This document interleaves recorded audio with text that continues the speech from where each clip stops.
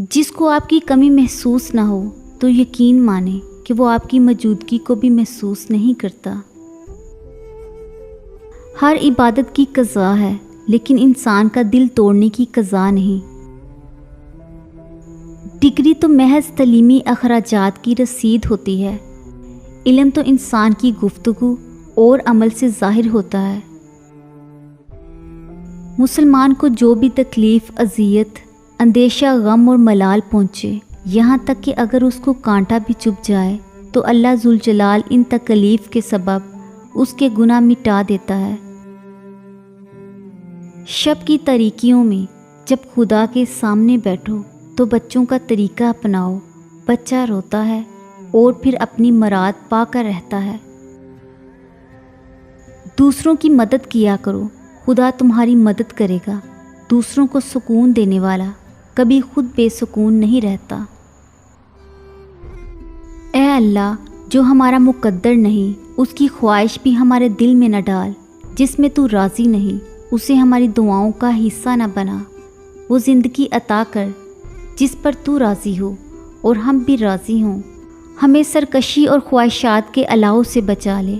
ہمیں نفس کی بجائے صرف اپنی فرما برداری کی جانب راغب کر کہ دائمی سکون تیری یاد سے ہی وابستہ ہے۔ جب پہنچ جاتی ہیں تمہاری اس تک صدائیں تو وہ بدل دیتا ہے نصیب کی لکیروں کو بھی، کیونکہ وہ خالق ہے۔ اس کی بارگاہ سے کوئی بھی خالی ہاتھ لوٹتا نہیں ہے۔ آپ کی آنکھیں اکثر وہی لوگ کھولتے ہیں جن پر آپ آنکھیں بند کر کے بھروسہ کرتے ہیں۔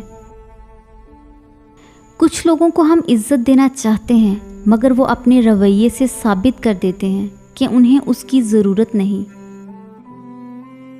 اس سے فرق نہیں پڑتا کہ آپ کتنے قیمتی، کتنے قابل اور کتنے اہم ہیں۔ اگر آپ نہ قدروں کے ہاتھ لگے ہوئے ہیں تو آپ بیکار ہیں۔ امید دینے والے بنے، آپ کے پاس سے جو اٹھے آپ سے امید لے کر اٹھے اور مسکراہٹ لے کر جائے۔ جب اللہ پاک خود کہہ رہا ہے کہ میں تمہارا دوست ہوں، تو ایسے دوست کے ہوتے ہوئے پریشان کیوں ہیں؟ تنہا کیوں ہیں؟ ڈپریشن میں کیوں ہیں؟ آپ مایوس ہونا چھوڑ دیں، اپنے دوست سے رابطہ کریں، سب ٹھیک ہو جائے گا۔ حسد کا کوئی فائدہ نہیں، بلندیاں خدا کی ذات دیتی ہے۔ ایسی اذیتیں کبھی نہیں بلائی جا سکتی جو محبت کے نام پہ دی گئی ہوں۔ جب تعلق ضرورت کے ہوں تو ان کی یاد بھی ضرورت کے وقت ہی آتی ہے۔ تم اللہ سے اپنی دعاؤں کی بہتری مانگا کرو، کیونکہ جب تم اللہ سے اپنی دعاؤں کی خیر طلب کرنے لگتے ہو تو اللہ تمہاری من پسند چیز سے نہ تو تمہاری آزمائش کرتا ہے اور نہ ہی کبھی تمہیں اس چیز کی طلب لگاتا ہے جو تمہاری نہیں ہوتی۔ انسان پر جب برا وقت آئے اور اس کی قسمت اس سے روٹھ جائے تو پھر وہ بے شک اونٹ پر سوار ہو جائے، کتا اسے کاٹ ہی لیتا ہے۔ بارش ہوتی ہے تو خالی گھڑے باران رحمت سے خود بخود بھر جاتے ہیں، اور موٹے اونچے ٹیلے ویسے کے ویسے سوکھے ہی رہ جاتے ہیں۔